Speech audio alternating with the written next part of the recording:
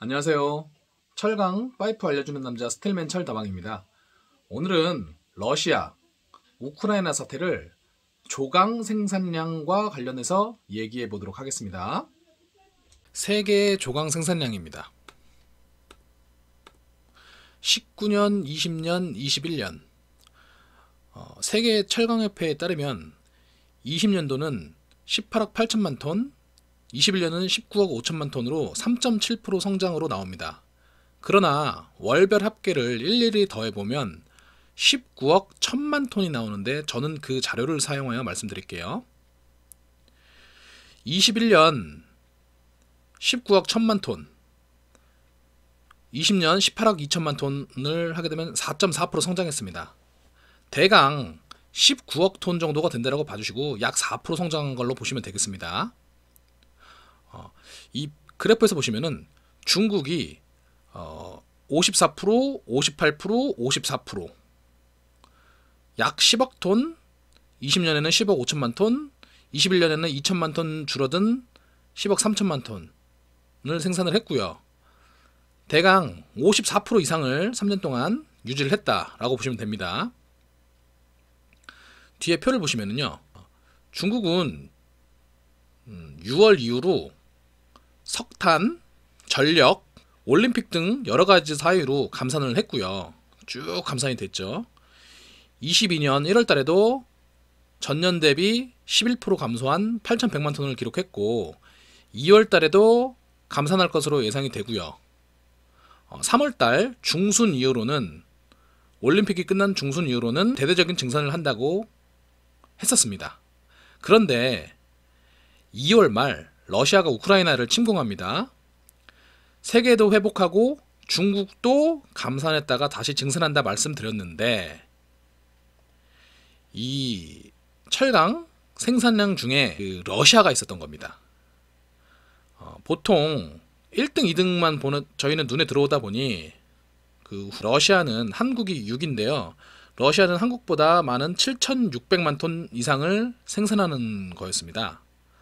또한 여긴 나오진 않지만 우크라이나는 14위로 2천만 톤을 생산하는 대국이었던 거죠. 조금 들어가 보면은 러시아의 조강 생산량은 20년도에 7,100만 톤, 21년도에 7,600만 톤, 22년은 아직 나오지 않았고 20년도 우크라이나는 14위로 2,140만 톤을 생산했습니다. 두 개 국가의 합은 대강 약 1억 톤으로 전 세계가 19억 톤이 넘는다고 했으니 5%가 되는 거고요. 그 양은 무려 1억 톤에 육박하는 수치입니다. 3%만 부족해도 수급에 영향을 미쳐서 난리가 난다고 하는데 5% 1억 톤은 엄청난 양인 거죠. 러시아, 우크라이나가 어떤 품목을 수출했고 더 영향을 미치는지는 전문가 영역으로 치고요. 흐름으로 볼 때 예측은 할 수 있죠. 그 현상은 바로 나타났습니다. 유럽, 중동, 아시아 등 세계화가 되어 있는 세상에서 가격 급등이 이루어졌습니다. 그러면 수출 비중으로 한번 보도록 하겠습니다. 러시아는 18년도, 20년도 약 7,100만 톤 정도를 생산했고요. 46%, 44%에서 3천만 톤이 넘는 수치를 했고요. 대강 45% 비중이라고 보시면 되고요. 우크라이나는 2,100만 톤 정도를 생산을 해서 70%가 넘는 약 1,500만 톤 정도를 수출을 합니다. 그러면 21년 기준에 러시아가 7,660만 톤을 생산을 했고요. 대강 45%를 하게 되면 이게 3,450만 톤 정도가 나오고 여기에 우크라이나 1,500만 톤을 하게 되면 4,950만 톤으로 연 부족하고요. 월 400만 톤 수치가 부족하다는 겁니다. 주요 철강국들이 증산을 한다고 해도 월 400만 톤은 너무 많은 수치입니다.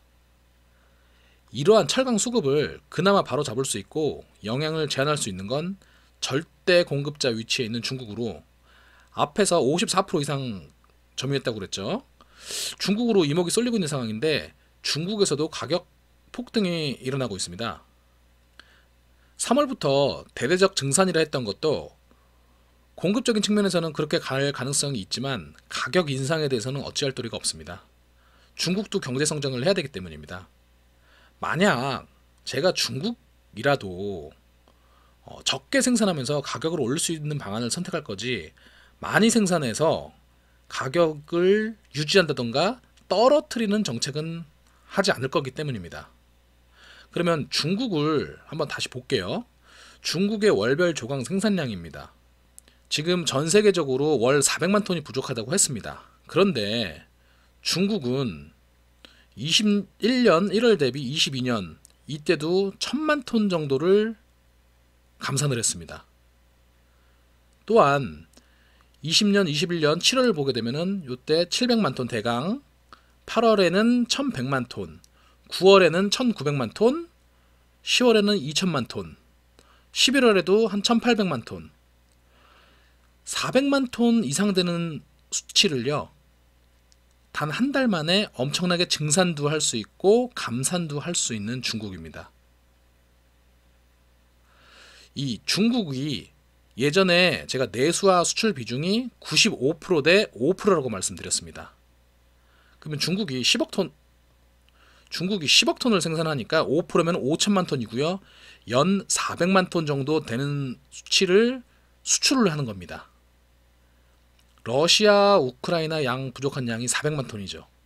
그러면 중국은 월에 약 800만 톤 정도 되는 양을 수출을 해야 된다는 얘기가 나옵니다. 그래야 공급 측면에서 부족 사태가 일어나지 않는다는 얘기입니다.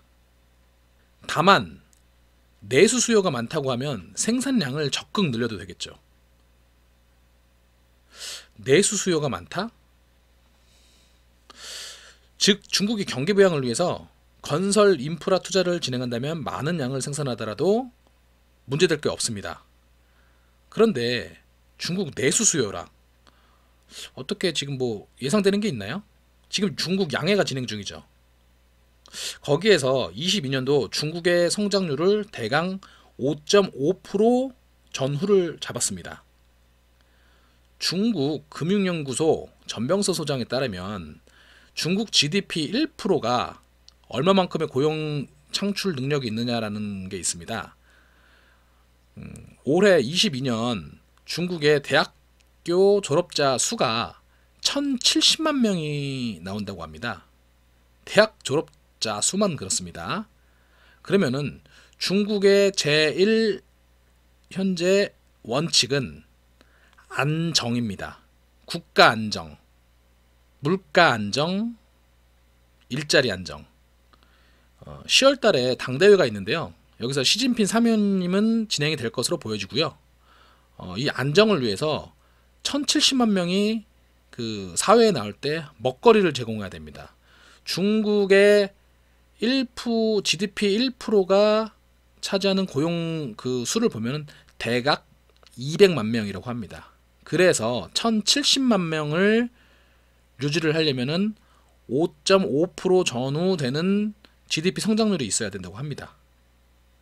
그러면 내수 활성화 정책이 뭔가가 있어야 되는데 경기 부양 내수 활성화 방안 아무것도 없죠. 저는 조심스럽게 동수서산 관련 언급을 할 것으로 예측합니다. 동수서산이란 중국 동쪽의 데이터들을 서쪽에서 연산 처리하는 데이터 센터를 건설한다는 겁니다. 동쪽은 북경, 천진, 상해 뭐 이런 쪽이 위치가 되어 있고요. 상대적으로 경제적, 상업적으로 부유지역입니다. 서쪽은 고산지대입니다. 그래서 서쪽에서 동쪽에 있는 데이터 센터를 건립해서 연산 처리한다는 내용입니다. 이거는 다시 얘기를 하기로 하고요. 돌아가서 러시아는 미국을 필두로 한 세계로부터 금융 제재를 받고 있어서 지금 이러지도 저러지도 못하고 있습니다. 아마도 장기화, 지속화될 가능성이 있다고 보는데요. 국내 제강사에서도 수리 일정으로 공급 부족 사태까지 예상이 되고 있습니다. 내수 쪽에서 3월은 어쨌든 대선도 끝났고 계절적 성수기로 진입했기 때문에 국내 수요도 조금 나아지리라 보고 있습니다. 철강 가격 흐름 파악을 위해서는 절대 비중인 중국을 이해할 필요성이 더욱 강조되고 있는 시점입니다. 이번 영상의 요점은 예년 대비 3월 이후 중국의 생산량 변화와 중국의 내수 활성화 방안에 대해서 얘기를 했고요. 다음번에 다시 한번 뵙도록 하겠습니다.